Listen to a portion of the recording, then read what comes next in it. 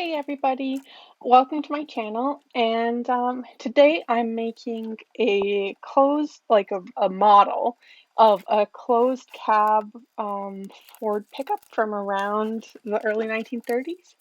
And it's kind of inspired by, it's not exact. I use these wheels that I found on the side of the road. That's what inspired me. People get rid of a lot of cool stuff, and sometimes they kindly, instead of throwing it in the trash, leave it out for people to pick up. So it was this kind of building toy, but the toy wasn't super great, but the tires were. So I thought, why not build a cardboard truck? And I used this centimeter thick cardboard, which was like kind of spacers in an IKEA box. And I accidentally lost some footage, so it kind of skipped along in the process. And you can see that I've put on the truck rear part and the tailgate, and I've installed some magnets to hold the truck cab or like the tailgate closed.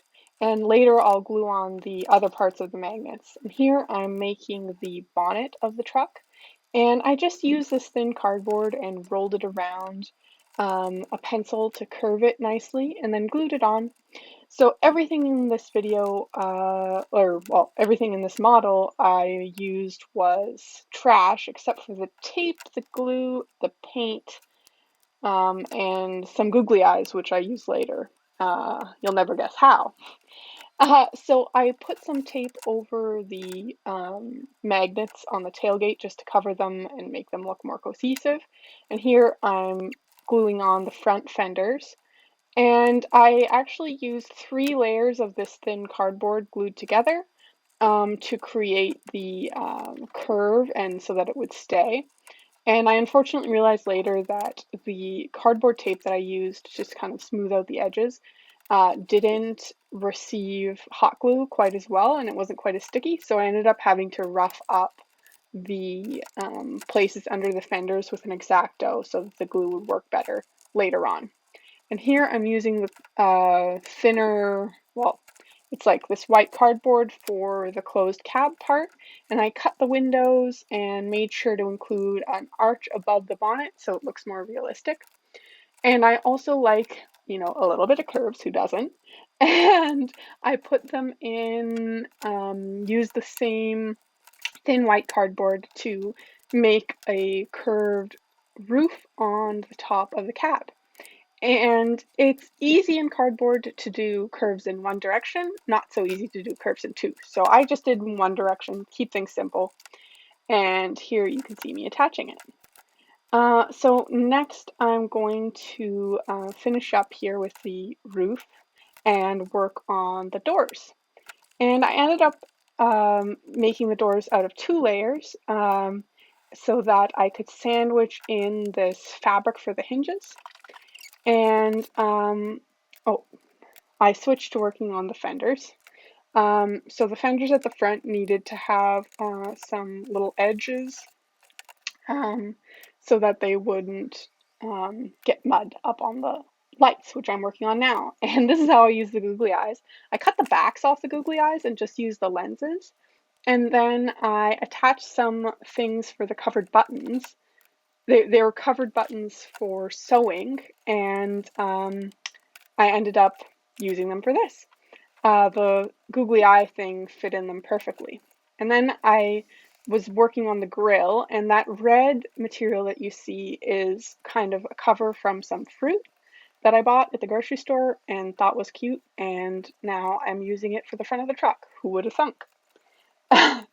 And I cut out the grill for the bonnet front, and then I just glued on the red material to the back. And it looks like I'm touching the hot glue, but it's actually not very hot because it's low temperature hot glue, and I didn't burn my fingers or anything. So I snip it off, and then later I will paint that into a chrome color, the same as I'll paint the tires, or well, not the tires, but the like wheel frame. I guess it's not the hubcap, but it's like the rims. So here I'm working on the doors, and I cut out the windows, just a basic square shape. and then make sure that they're identical by layering them on top of each other. And you can see me working on the magnets for the back, and then, well, actually, I did install magnets in the doors, so that they stay closed easily too. So this is just a piece of fabric I found, and I used it to make the hinges. Fabric makes great hinges for cardboard creations because it's flexible, you're never going to wear it out, and it is nice and like close to the model. It doesn't create a lot of dimension, which works well for hinges when you want to have them be kind of low profile. If you want bigger hinges, you can use stuff like straws or other methods, and maybe in a next video I can talk about that. So this is, I just ended up, after I put the fabric hinges, I covered it with cardboard, and this keeps the fabric in place and doesn't let it kind of become loosened with time as you open it. And then here I'm just using a little bit more of that cardboard tape to cover up some of the rougher edges. And now I'm gluing some cardboard onto the backs of the little covered button headlights that I made. And you can't see it, but they say like Prim patented in them, which I think kind of makes them extra cute. It looks like they were actually manufactured for this purpose, even though they were never intended to be headlights. They were always intended to be buttons. I used some straws and painted the whole thing green, and the other features are chrome. So you can see the tire rims are chrome, and here I'm roughing up the fenders, like I said before, to make them stick a little better, and just doing the finishing touches. The green ended up kind of being this great old-fashioned color, which I like, and there I'm doing it on the other side, and I glue on the chrome fitting, just fixing up some areas that came unglued after painting, and attaching the little covered button headlights that now are just headlights. Uh, and I'm really pleased with this project because the wheels actually work really well. It looks very cute. It's my most exciting little truck that I've made. Made Stagecoach before and stuff, but I never had wheels this good. And making wheels out of cardboard is always really hard. So it's nice to have a little shortcut. So here I'm just covering a little seat cushion for the bench seat, and it's just a piece of foam and some of that garbage fabric that I used for the hinges. So that's great.